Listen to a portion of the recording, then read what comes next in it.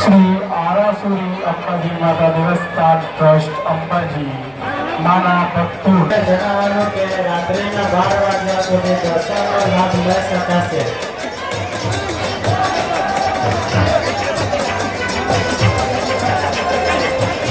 પવનકાળની પ્રસાદ મળે છે તે પ્રસાદ ચાચર ચોકમાં મોહનકાળ વિતરણ કેન્દ્રની પણ સુવિધા કરવામાં આવેલી છે.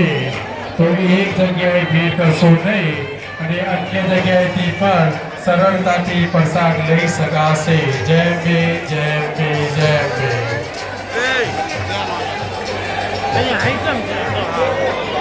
Grazie,